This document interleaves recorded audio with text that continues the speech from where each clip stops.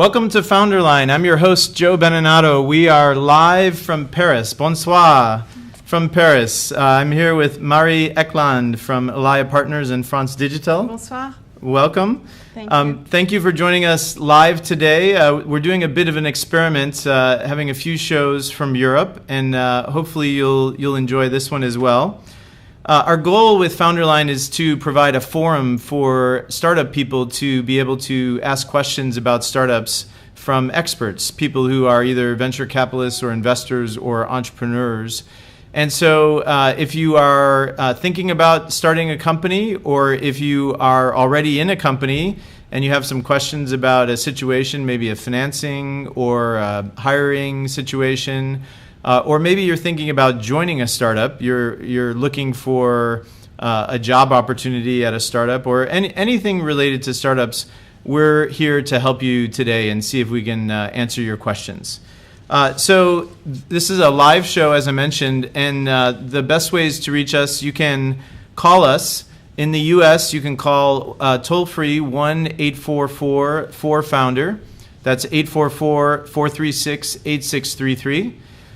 In Europe, you can call us, it's also in the U.S., but it's 1-602-753-1628. Again, that's 1-602-753-1628. And you can reach us via email. The email address is help@founderline.com. You can also tweet. Our Twitter handle is @founderline, and we'll be monitoring your tweets and your emails and your calls as the show goes on. So we hope you'll join us. As I mentioned, our guest today is Marie Ekeland. She is a partner at Elaia Capital here in Paris, although she recently decided that she's going to work on some other adventures. And she's also the co-founder and co-president of France Digitale. And the idea behind that is it promotes entrepreneurship in France. And Marie, welcome. Thank you again. So I wanted to maybe give people a little bit of background about what you've been doing. So you've been with Elaia for a number of years. I know France Digitale started a few years ago. So maybe talk about what you've been doing with both of those organizations, so we get a little bit better sense for what you're doing right now. Sure. So I started at Elaia in 2005. And I was actually in the venture capital industry before that. Oh, where at? At Criteo Agricole, which was a French bank. Okay. And then I joined Elaia in 2005 and been working only in investing in digital economy. Okay. Mostly early stage investments and trying to cover the whole spread of digital economy. Well, not all of it, but as much as you can. As much as I can, exactly. So the different investments that I've been involved with include Criteo, for example, which might be the most known one in the US. Yes. But I've been also investing in connected TV, in medias, or other B2B experiments. I'm also an investor in Scoopit, which is also Palo Alto based. No, San Francisco, sorry. Oh, San Francisco, okay. And other type of company like that. We started France Digitale in 2012, which is an association that is joining forces between entrepreneurs and venture capitalists coming from the digital economy, with two different different ideas. The first one is that in France at that time, it was quite obvious that the economical potential of digital economy was not talked about. Whenever you were talking about digital economy, you were talking about copyrights, about how it was disrupting old industries, but you were not talking about the fact that it could be a growth sector for our economy in the future. Okay. And so that was number one. Number two is that in France, we are in a very old economy. Like the giants that we have built are actually 101 years old. We have this index on the stock exchange called CAC 40, which is the 40th biggest companies in France. It's like the Dow Jones, right? Exactly, the Dow Jones. Okay. And so the average age of these companies is 101 years old. So we all thought that there was a problem with our growth ladder, that we were not creating new economical champions, new giants, and wanted to act on all the different friction points that were preventing our company from growing. And so this is why we built that association. And what sorts of things do they do? I know there was recently a conference, right? Exactly, the France Digital Day, which is actually giving out every year the result of a barometer that we're doing with EY to show the growth potential. So the numbers are that in average, the growth of our digital startups is 40% per year. If you look at the revenues that is done abroad, it's 39%. If you look at the growth rate of employment, it's 22%. So the message behind that is that we're creating jobs. And if you look at the type of jobs that we are creating, it's for young people, 32 years old in average, on long-term contracts for 92% of those. So it's really massive. And another message that is very important for the politics, the medias, and the other and the country is that it's on a different corporate model. If you look in France, the classic corporate model that people have in mind is that you have a management and employees, and that basically management is exploiting employees, or there's very difficult relationships between the two of them. Right. In startups, it's a different model based on sharing the risks and the value creation. So the fact that there's a very small gap in salary between the CEO and the employees in the company, and that everybody is participating to the equity, there's through stock options mechanism and all this, is brand new. So that didn't exist. The startup model is unknown. I see. And so all the legal framework in France is not adapted to startups. It's starting to be. It's a lot better. I see. That we still need to educate on these models. And so this numbers that we have saying that the average gap between the CEO salary and average salary in the company is 2.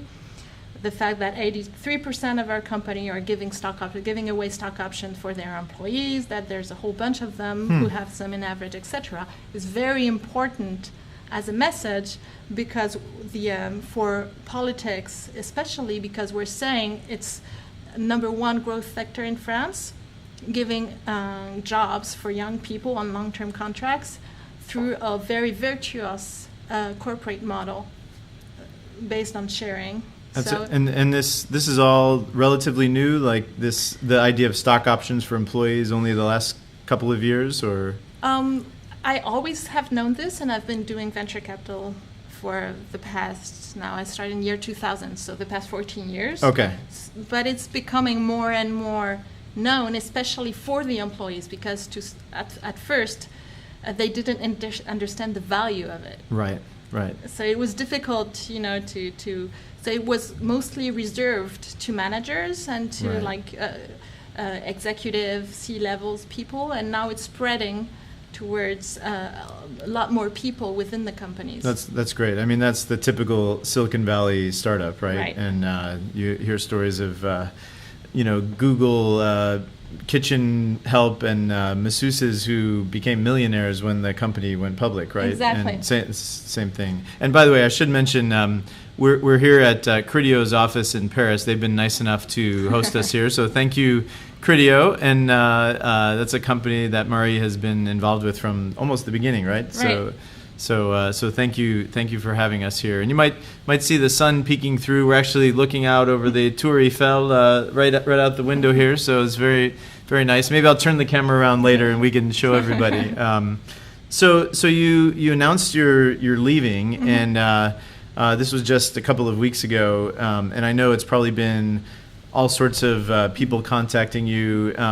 Can you share what you're thinking about doing next? Like, what sorts of activities? Will you still be an investor, or what sorts of things? Sure. So I still plan to be an investor, but I plan to work on different type of models. The thing that I've been coming through as well in France Digital and through Elaia is that the digital economy is disrupting a whole bunch of industry, and I believe venture capital as well. And I think our value proposition for our client, for LPs, could be arranged like the classic fund structure is very rigid, it's very long-term, and I think that we should work more on how we can build some hybrid model where you put in front more the startups, the knowledge that you give, the sectorial knowledge, etc. So you can build different alternative models. And I also think that we should work more on the value proposition for our entrepreneurs. How can a VC help more through services, through content, through tools, through networks, through all this in a very much more industrialized way, its entrepreneurs to really be able to develop and grow their company at maximum. So these are two different points that I really want to focus on. And the last one being that we're in a very artisanal model still in the venture capital industry. Yes. Mostly in Europe, that's the case. And you can see that there's different landscape in the US, of course, but want to work on how you build a brand and how you can build really a more industrialized business as well. So it was easier to start from scratch than to build it within Elaia. So at some point it was so interesting for me to really tackle these issues that I decided to move on. That's great. And so do you imagine, you're familiar with AngelList in the United States? Yes, of course. So are you thinking something more along those lines, or more like a 500 startups or Y Combinator, or which of these models, or none of those? So maybe a mix of all those, meaning that I don't see any crowdfunding to start with. I think the idea of having a platform and putting people on it can be used for more classic LPs as well, in a co-investment model. I see. That to start with, and to be able to to show them and give them more the hand on which startup do you want to be more involved in or not. And it will still be, the board member from the fund, no direct relationship in terms of investing, but more on the allocation with the sector. For corporate, for example, it's a lot more flexible if they want to be more invested in, for example, medias, because it's a media company and they want to have the fund expertise but want to select more the media companies within the fund. They will be able to do it, things like that. Oh, that's very interesting. How, in the U.S. right now, AngelList is very popular with startups. As well as some of the crowdfunding sites, Indiegogo, et cetera. So are those becoming more popular here? Are startups starting to use those more? Yes, very much so. Okay. And we have local players in France, that have emerged. So there's Smart Angels, Kiss Kiss Bang Bang, or startups like this, because AngelList has come to Europe, but they have some legal issues legal framework to be compliant with, things like that. And so we already have local players who are doing the same in France, and it's becoming more and more common either to do that in France, or we have French startups who are raising fund on Kickstarter, or not funds, but who are for their products. Yeah. No, it's been so it's a lot of things are happening. That's great. One of the things when we were in London, there were a lot of questions around how Europe is similar or different from the U.S. And Roberto had a lot of points around, well, you can't just say Europe, because London is different than Paris, is different than Amsterdam, et cetera. So, how do you see it? Is the Paris, or maybe is it France, or is it just Paris is very unique in terms of a startup ecosystem, or similar to some other cities, similar to Silicon Valley? What have you seen? So I've seen that sector evolve very much in the past 10 years. Okay. And mature a lot. It is still, there's a lot of dynamism, but it's still early stage. So Criteo has done a lot of good because it showed the way that we could build a unicorn starting from Paris. The unicorn has made it across. Exactly. Oh yeah, Woo-hoo. I'm sure my friend Eileen will be very excited. And to build a global leader, basically, because if you look at Criteo's revenue, it's less than 15% of its revenue in France. So it's really, and they're present in more than 20 countries, etc. So it was really important for us to understand that there was a path to that. And the ecosystem, with also building a lot of accelerators, a lot of having France Digitale and all the different networks going on, it is very much centered in Paris, but there are still some other cities who are building their own ecosystem locally and who are linked to Paris. So for example, we did a very big day in France Digitale before the event, where 16 towns were coming in with their own ecosystem, trying to exchange and build the way we were discussing all the different issues that we were meeting locally to drive businesses, of course, and then to see, and globally how we could grow internationally, because this is goal number one. And it was all French cities? All French cities. Wow. All over the place. 16. Wow, that's 16 fantastic. Towns. Yeah, so the ecosystem is building on, and it's very collaborative because we know that we're late, so we're trying to build it. I keep trying to, as I've been traveling in Europe the last couple of weeks, figure out how we can, how Silicon Valley and some of the cities here can work together. There are things we see over there and different things over here, and there might be some ways. I know Le Web is obviously one way where Loic comes here, and a few people from the U.S. come over, but not as many. But there must be more ways to collaborate. We'll have to work on those. And I'm sure a little Paris trip for everybody will do a lot of good, right? December is not quite as good as maybe September, but we'll see. Well, why don't we take some questions and see if we can help people out. So once again, if you'd like to call us, you can call us from the U.S. 1-844-4-FOUNDER. From Europe, you can call 1-602-753-1628. You can email help@founderline.com, and you can tweet to @founderline. So I'm gonna go in and see if I can. Oh boy, we had our phone situation went down, but we'll keep going with the emails. So.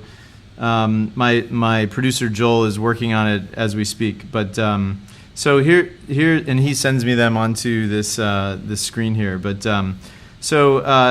Jacques says, "I'm getting ready to start a company. I live in Paris. Would you recommend I start here or Silicon Valley?"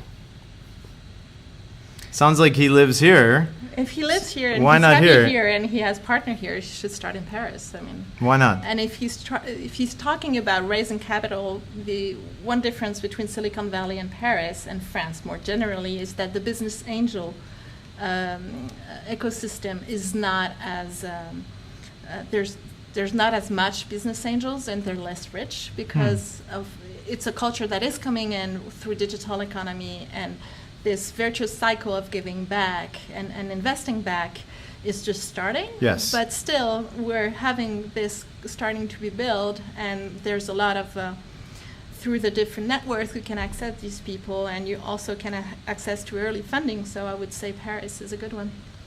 All right, so you heard it, Jacques. You need to. I should talk to you. Yeah, what's the best way for people to reach you? Is it via Twitter or? Yeah, Twitter is good. Okay, you want to tell them your handle? That's a good one. Yeah. So it's @bibicheri, BIBICHERI. There we go. So easier for her to say than me. So let's see. We have a question from Larry back in California. Larry actually is one of our regular contributors. So what are your thoughts about the importance of an advisory board, how to pick who should be on it, and how to compensate them? And while you're answering that, I'm going to see if I can restart the calling thing. So you can talk to Larry on the... So advisory board, I had a very important experience through Criteo, meaning that when Criteo started to go to the US, they didn't know anybody. What we did is that we created this very high-level board. To start your show now, press 1. To hear important instructions, press 2. To speak to customer service, press 3. Have people coming in from the advisory board within the company. Greg Coleman, who is now the president of Criteo, was actually started to know the company through the advisory board. He got to know the company through a different number of years, saw the execution, saw the growth, and at some point decided to jump in. And I know that through all these connections, we were actually able to establish a brand and to be able to discuss with, it was also the same reflex that brought us to get Bessemer on board. We didn't need money, but we thought we needed the brand and the validation from a top tier tier 1 VC in the US. We needed the brand. So we got Bessemer in, and we got this advisory board with Greg Coleman, with Jim Warner, and with other really high-profile people, which was a real plus to hire. Problem for a French company when they go abroad is how can you hire a good profile when the competition is Twitter, Facebook, Google, and all these great US companies. Yeah. So having these local personal brands really helped the company in raising better profiles and hiring better profiles, and at some point to get a real big profile joining the company, and it actually made the whole thing start over. So if you can have on your advisory board people that can really help you crack new markets or build some additional value that really do not have elsewhere in the company, it's of great value. And to have them early in the company. And the way we incentivize them was through stock options. That's the only thing. Advisory board? Yeah. Oh, great. Same as most companies. So we have that in a number of companies, but especially to really make these people get used to the company in the early days and have their involvement, use their brands is important. Good. I'll just warn you, we're having a few problems with the call-in. So if you have a call, be patient. Keep trying maybe every few minutes, and my producer is working on it as we speak. But we'll keep, we'll work on some emails in the meantime, and hopefully that'll come back up here shortly. So here is one from Paul, an email. How did you discover Criteo, and what led to you investing? So was that a friendship with somebody you knew already, or? No, Criteo was a fun story. I actually was just starting at Elaia. It was my first investment at Elaia, Criteo. Wow. It was actually, Dominique Vidal, who did the investment for Index. Yes. It was also his first investment at Index. Oh. And Matt Knah, who did the investment for SoftBank, was his first investment as well. All three of you in the first round? No. So I was in the first round. Dom was round number 2, Series B. And then Matt was round D. Oh. It was pretty funny. Yeah. So, and how did you hear about it? So I was then trying to build my own portfolio. So I was doing all these different forums, startups attendance things and all that. And I went to one that was taking place in a university called Supélec, which was actually the studies that J.B. Rudel from Criteo did. So he was there at some point because it was his old school, and he presented Criteo, but he was alone. It was really the beginning of the project. And I remember because it was his second startup that he created. The first one was called Kiwi and was sold to American Greetings. And so he kind of knew a lot of the different venture capitalists that he saw. So I remember meeting him and him telling me, you're the only person that I'm meeting today that I don't know. And I'm like, well, hi. Wow. Nice to meet you. And so criteria of investment were that he was very convincing in his, well, of course, since he was a serial entrepreneur, we had a little low risk of execution, but he really had this market analysis and perspective and vision that was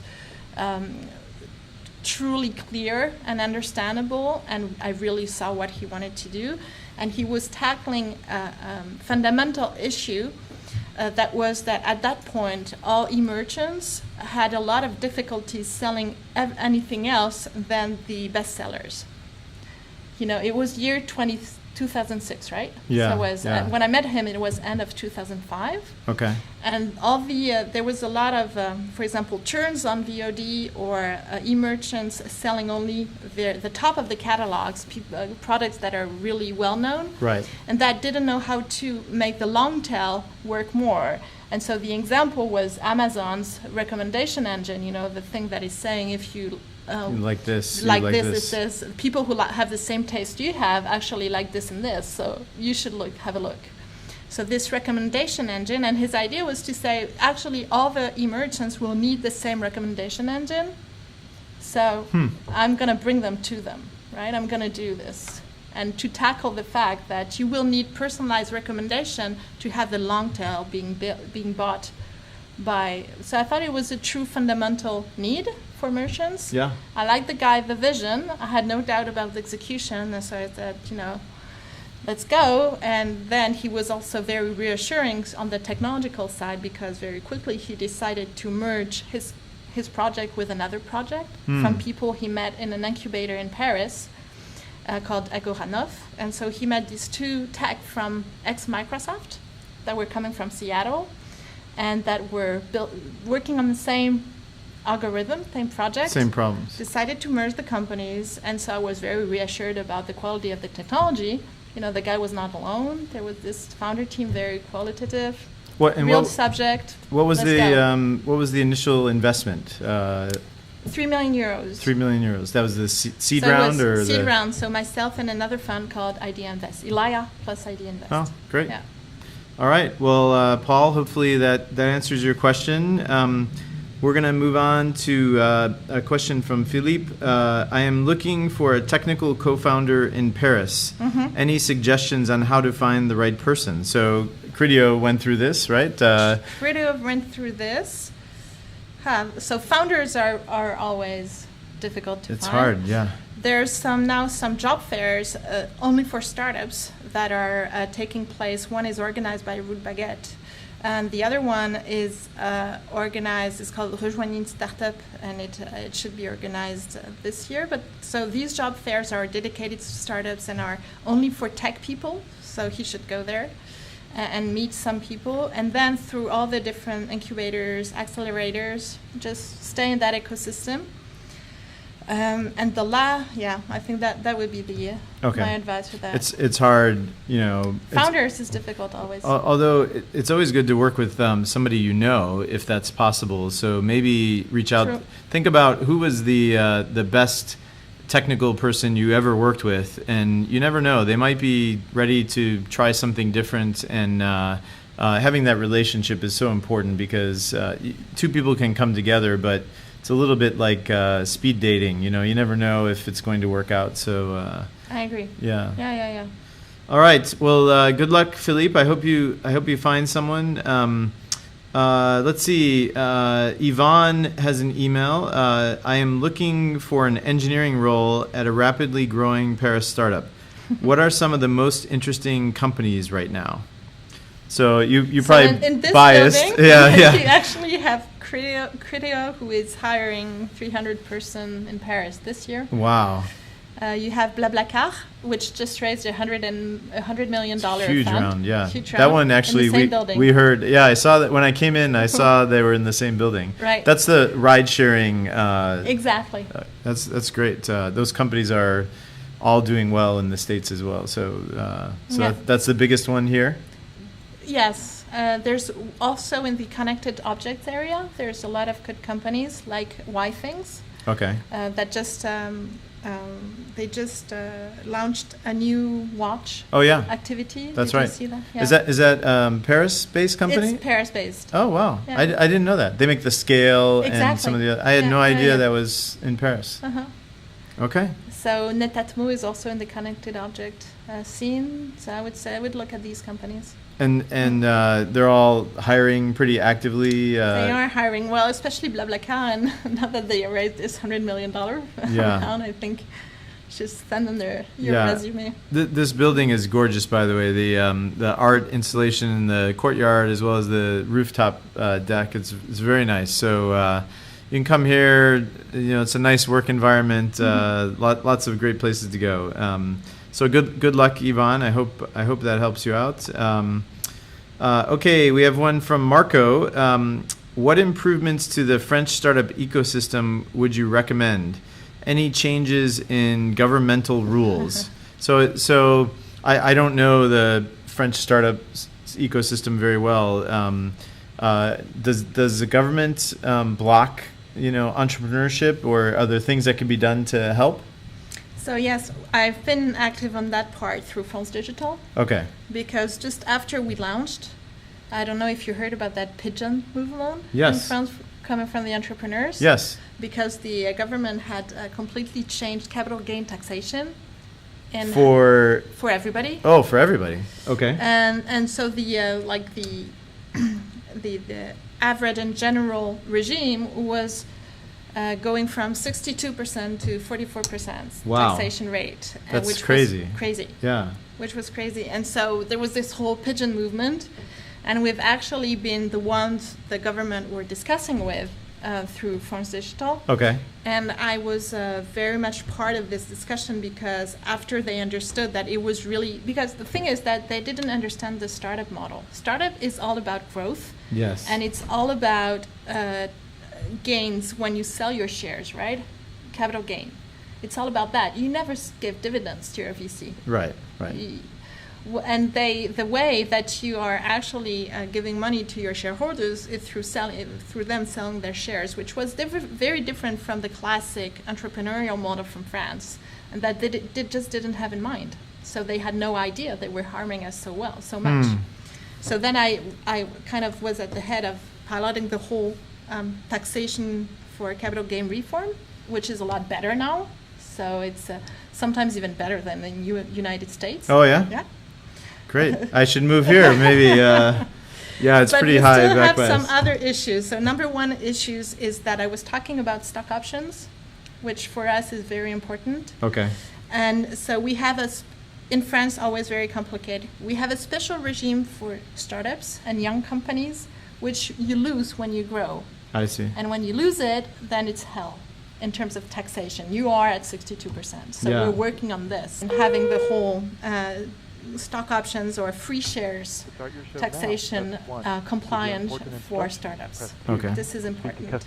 So, so it sounds like, most of these are around the investment rules, right? The capital gains.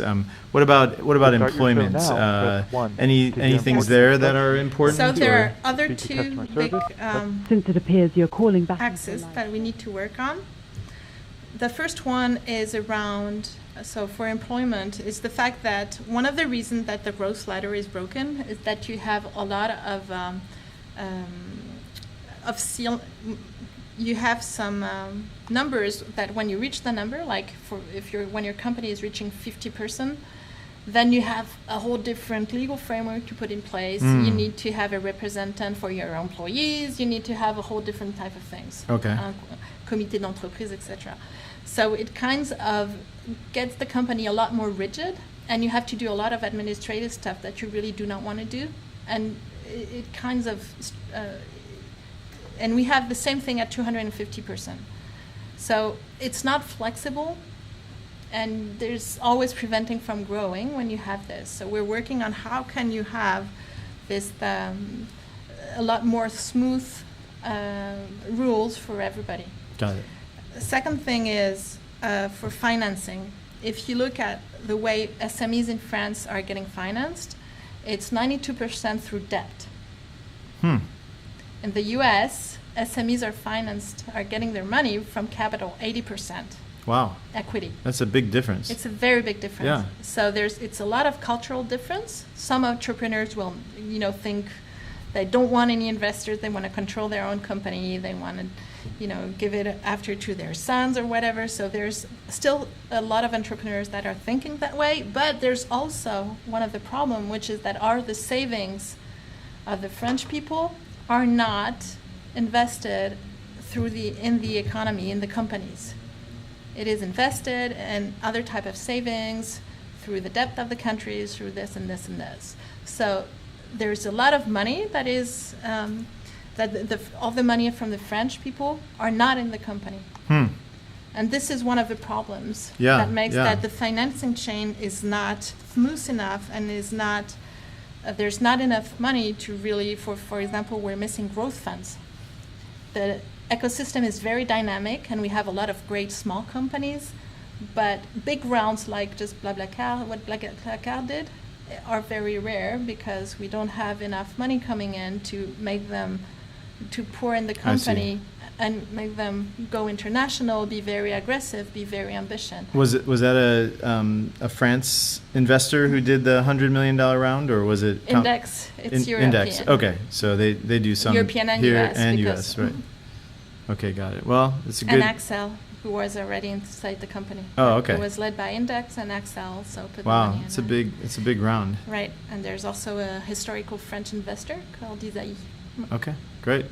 Well, I think we're going to give up on the calling. I'm not sure what's going on, and they're still working on it. But we're going to take a moment right now just to thank our sponsors. We have 2 sponsors.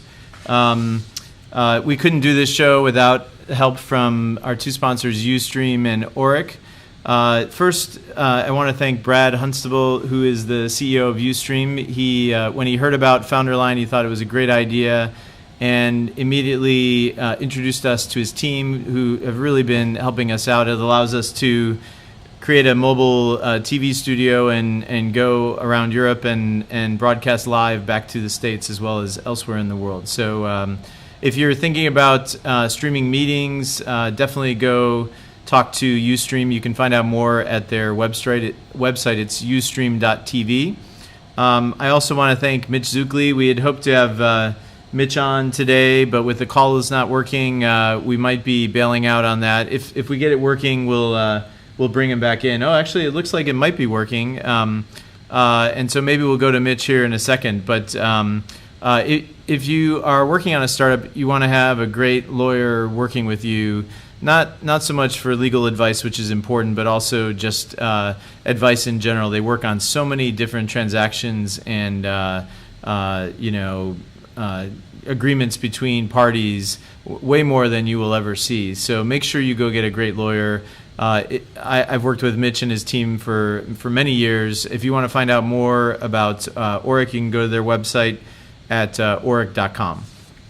So, and I should also, again, thank Criteo for hosting us here. Now the sun's setting. We see some beautiful clouds outside through the windows here. You're probably starting to see some of that on the screen here.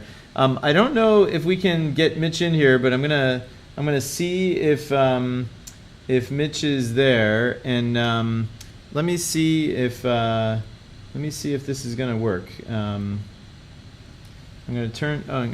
How are you? And Mitch, are you with us today? Hey Joe, how are you? Oh, what a miracle! It actually worked. I don't know how you say that in French, but I'm glad we were able to get you in here. Thanks for your patience.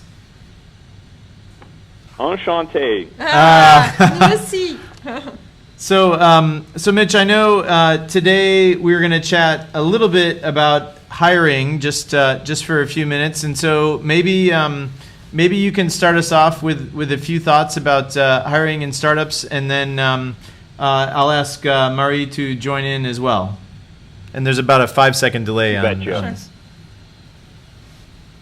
So Joe, we talked a little bit last week about a similar topic, but I think one of the biggest challenges that U.S. startups face when they try to bring on talented people from Europe is first that they don't recognize that all hiring, whether it's with respect to consultants or whether it's with respect to employees, is governed by the law of the place that you're hiring as well as your home jurisdiction. So that means if you're hiring employees in France, you've got to be cognizant of French law, and you have to recognize that, for example, there might be a 6-month trial period for that person, and once you go beyond that period, it can be very challenging to terminate an employee, much more challenging than the way that we traditionally think of it. That's not to say, of course, people shouldn't do it. There's incredibly talented employees all around the world, and some of the best developers in the world are in Europe, and so many companies, of course, outsource a lot of their development, particularly to Eastern Europe. But it's one of the things that you have to be particularly careful of. So you just have to make sure that you talk with someone who knows what they're doing. And it's counterintuitive. The concept of being able to hire at will is very, very common for us, and it's not the case everywhere in the world. And of course, it's not ubiquitous in every European jurisdiction. The second thing I think that's important to recognize is when you enter into any kind of a contract, whether it's with an employee, whether it's with a developer, you have to pay attention to where the dispute what law governs and where the dispute, if there ever is one, takes place. The last thing, if you're a startup, so you're based in California, want to do is get into French courts or Belgian courts or something like that over a dispute, because it's just really hard to do that. So you should try to find a forum which is fair for people, or maybe even be neutral, or a governing law that's neutral. Well, of course, a lot of folks like their home jurisdiction, but sometimes picking something like UK law may be safer. So I don't want to go on in too much length, but I think those are two things that are commonly misunderstood and where startups can get themselves into some trouble. Perfect. And what have you seen? I guess, well, Criteo is probably the reverse, right? Headquartered here, but offices around the world. Mm-hmm. I don't know which cities. I know Palo Alto is one of those. But have you seen challenges with hiring outside of here in France? Yes, of course. Main question, as I was saying, in the U.S. is to get quality people when the competition is so difficult, especially on engineers, for example. Yeah. And that you don't have a brand that is known abroad, and that is difficult to motivate to work for a French startup when you have all this. So we have trouble like this, and so it's very important to get that U.S. validation branding from top partners like venture capitalists or other mentors or people like this. Then there's a question that is for us in France pretty surprising, is the loyalty. We have a very loyal engineer team in France, or just employee more in general.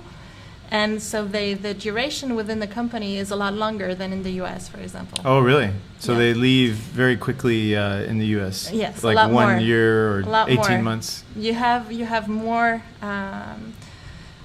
people stay longer in companies in France. So it's easier to build really a team from, get the same DNA and things like that. So it's more difficult to make it evolve. Yes. But there's also some good things about having people long enough and maintaining the knowledge within the company and getting people working very hard and for a long period of time. Yes. That was a surprise, actually, when they went to the U.S. Oh, yeah. to see that. I don't know how it is for U.S. companies, but it's extremely challenging. It's people. It's almost like they treat it as a temporary role, and so retaining employees is very difficult in general. So retention is very good in France. Oh, that's good. And I think. People have experimented with different ways to try and incent that, but it's always a challenge. So, Mitch, any other thoughts you'd like to share on the hiring front before we go? The only thing I'd say is that I think that overwhelmingly so, people who do hire abroad have had very, very positive experiences with it. The talent pool's great, benefit from different cultural perspectives, exactly. And I think it's generally been something that has been a huge competitive advantage for the companies who take the time to invest in it and do it well. All right, great. Well, Mitch, thanks for joining us. I really appreciate it. I know you guys are in the morning over there, and we'll talk to you again next week. Hey, thanks, Joe. Have a good glass of Saint-Joseph for me, and enjoy your time. All right, we'll bring one back for you, okay? All right, sounds Thank good. You very much. All right. Au revoir. Au revoir. Merci.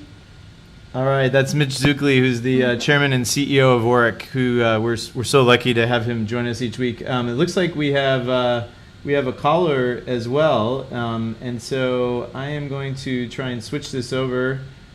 Let's see. Do we have a caller on the line? Hello? Yes. Hi, who's this? Hello? Hello. Antoine. Bonsoir.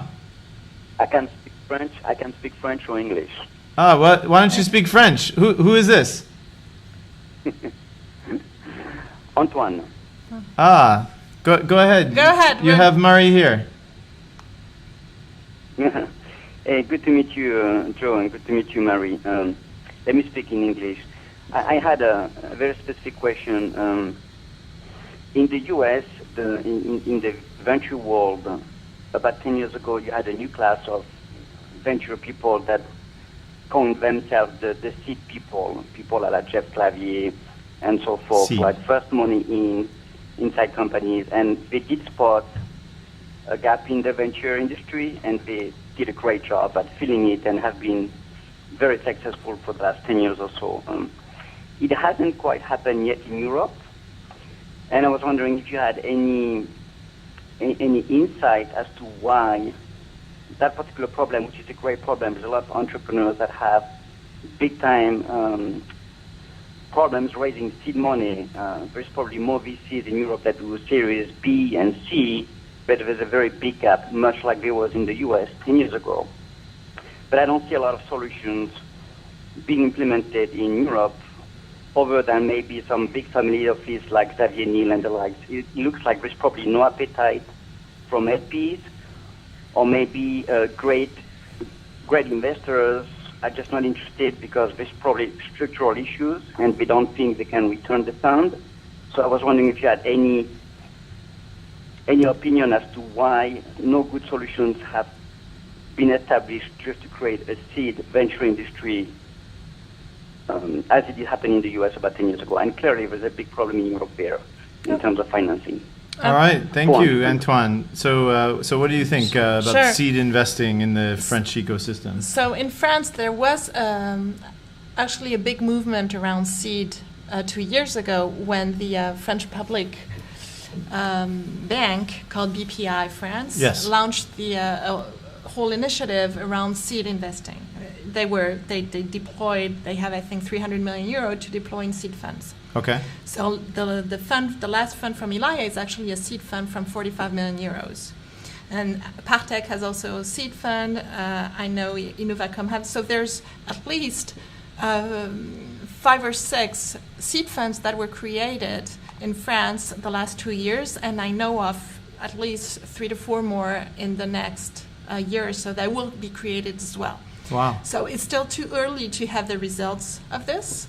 So I'm sure it's, to know if it was a good initiative or not. But I know there has been a lot more money at the seed level that was invested through venture capital funds.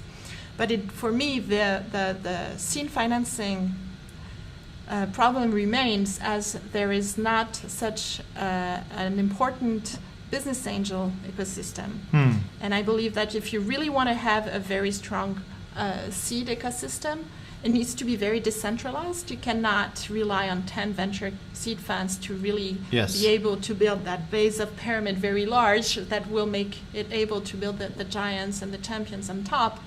So we will have to work on the business angeling ecosystem and have it grow as well, not only through venture capital fund, if you want to have and solve the seed financing problem of the startups. I think we have to work on both.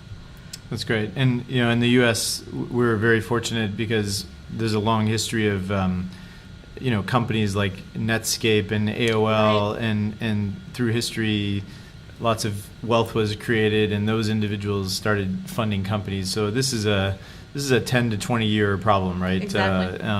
But it's great to see that more institutional funds are coming around out here, and as you said, as more companies like Criteo have success, that will lead to more angels here and more investment. So I think it's a great question.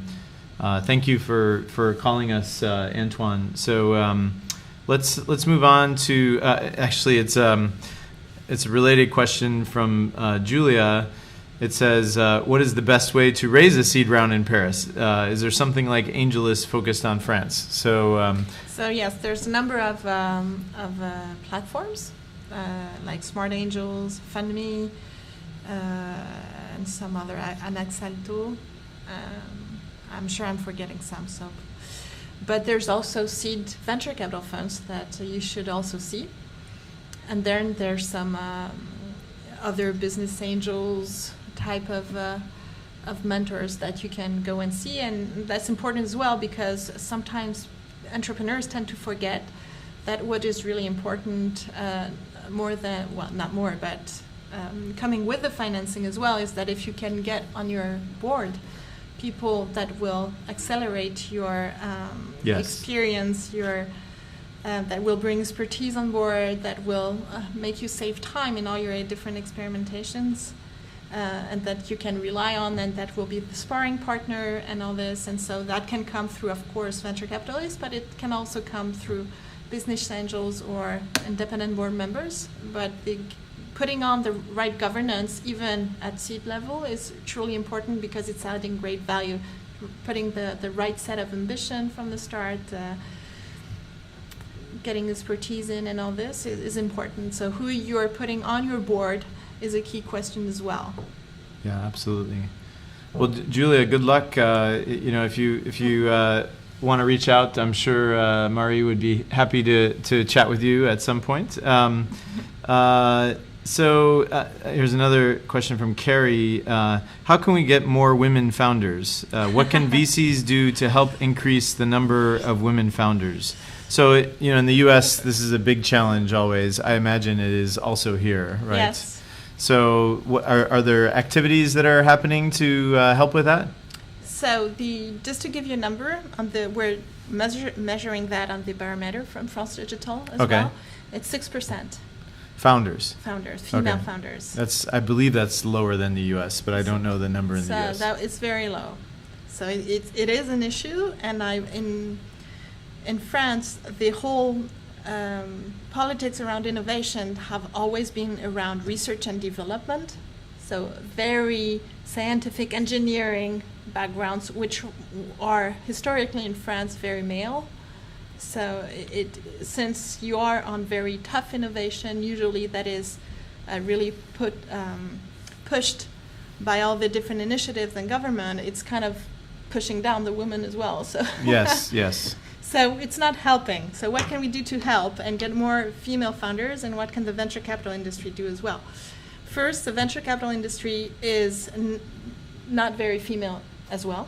So I don't know how it is in the U.S., but in France it's getting better with the junior, with the younger generation. But with my generation, I believe I'm like the almost female at all my boards. I think I have 2 boards. I used to have, among my 9 board seats, 2 boards where I'm not the only female. Wow. So that's a challenge in the U.S. as well. Even in the venture capital industry, you don't have a lot of women in France. So it needs to be worked on as well. And I believe it will come with the 2 of them. And then you need to, what can we do to improve having more female founders? I truly believe in role models. And I think what you want to see are females entrepreneurs who are really making everybody else dream, like Steve Jobs has or Mark Zuckerberg has for a younger generation, and you want to be able to project yourself. So I see, it's not we're missing founders, entrepreneurs, but people like Marissa Mayer or Sherry Sandberg are doing a great job inspiring all these different women. Because for me, it's a question of trust and just going there and wanting to do it, and then it will happen. Are there French female founders? Isn't there a pair of women who have a company that did very well? I can't remember the name of it, but so we have some. There's aufeminin.com with Marie-Laure Sotit-Chalon, who was one of them. There's Mon Showroom. Okay. But they're not very well known. I see. There's My Little Paris, the 2 sisters, who are also, so they need to be really more seen, and so it will give appetite to the others, and I believe in that role modeling and in the fact that people understand as well that innovation and entrepreneurship is not, in digital economy, is not all about hardware and coding, very strong infrastructure things, but also about just, finding the right business model, design, lifestyle things.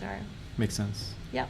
Good. And yes, I know our logo disappeared back here. I'll try and fix that in a minute. We're having all sorts of technical challenges today. The screensaver went on. So here's another email from Carl. It says, the France Digitale website says, France Digitale promotes a new business model in which young people, innovation, and the creation of shared value have a major role to play.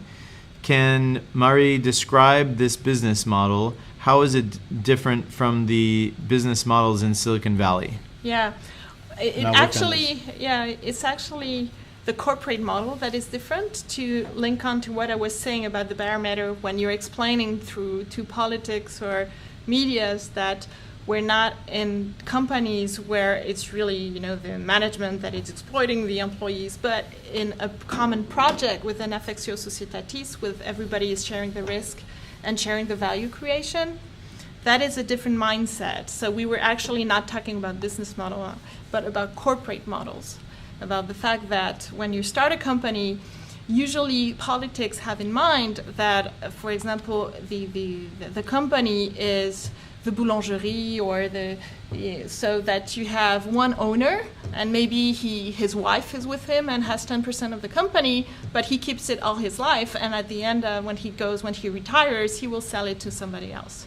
So that's a classic model, the classic corporate model that politics, medias have in mind in France. So we needed to emphasize is the fact that there's a different startup model, that is, we're starting something all together, sharing value creation and risk through capital, through equity, and taking risk, building the whole project, and at some point we will either sell it or go public or have something like this and make money through the capital gains. This is a very different model. And once we did that, we're starting a new company, and having this whole cycle, or investing in other company and becoming business angels. This cycle is brand new in France, and well, it's not brand new. It has 20 years, but in the in the mainstream minds, right, it's not there yet. So this is why we're always putting the accent on this and saying, look, this is what is happening. It's different. We need to rethink our whole economy and thinking in a more entrepreneurial way. That's great. Well, so Carl, I hope that answers your question. We have just a couple of minutes left, and I wanted to be sure that if you had something you wanted to say, that we had some time for it. So I'm putting you on the spot a little bit, but either to the U.S. audience or to the France audience. Sure. I think we didn't talk much about the type of trends that we had in the market. That'd be great. And we talked a lot about Criteo, but what is interesting about Criteo is it's actually has built a complete ecosystem around big data and around ad tech. So France is really one of the leaders in this area. And we have, for big data, for example, we have true local assets because we always have great mathematicians and great engineers that we're really capitalizing on. So this is one of the sectors that we're focusing on, and the fact that we have a global leader that is consolidating the market. They already bought a French startup called Tedemis, which is doing email retargeting. And there's other companies in the video ad tech space like eBuzzing who merged with Teads and people like that. Things are happening in the ad tech in France, and France is one of the most evolved market on this. Other sector, and we also talked about the leader in that sector, is BlaBlaCar. It's all the sharing economy. That's in France. There's the usage is really there. All the customers, the society is used to either selling their clothes online around Vestiaire Collective or this, or their books after Christmas with Price Minister. So we've been through sharing economy for quite a while, and the market is very mature around this. And then there's also, we talked about it, connected objects, where a lot of things are coming on. We have the drones with Parrot, I think the scale. There's a connected object operator called Sigfox that is truly bringing new technology, allowing objects to connect at very long distances. So you call that connected objects here? Internet of Things. Yeah. We call it object connected. Yeah. Oh, that's so it's IoT. It's better than Internet of Things, which like is a horrible name. Yes. So yeah, we call it like this. And the last thing is lifestyle, with a lot of since it's really part of our culture. Things going on about new ways of consuming food, of consuming cultural assets, music, video, and things like that. So I think a lot of things are going on, but I just wanted to point out the different type of startups or sectors that we were really seeing emerged as a venture capitalist. That's great. Well, it's good to see the ecosystem here growing and doing well, and I'm definitely going to have to come back some more. With pleasure. But unfortunately, we're out of time. I want to thank Marie for joining us. Thank you very much. You can track her down on Twitter. She said it before. It's at BB Cherie. You can check her out. Tune in next week for another episode of FounderLine. We'll be back in the U.S. at our regular Thursday 5 o'clock Pacific time slot, which is the middle of the night here. So you're going to have to check the recorded versions. Our guest will be David Hornick from August Capital, who's an old friend and a great venture capitalist who's been doing all sorts of interesting investing. That's next Thursday at 5 p.m. Pacific time. Thanks once again to Criteo for hosting us here today as the sun sets over the Seine, and also to Orrick and Ustream, our amazing sponsors. You can follow us on Twitter. It's at FounderLine. You can email us questions during the week if you have questions you want to send in advance, or go to our website. You can subscribe to updates, and we'll send you regular emails. Also, our podcast is becoming more and more popular, so you can go to iTunes and get the podcast. Thanks for watching. Here's to the crazy ones. Au revoir from Paris, and we'll see you again next week. Au revoir.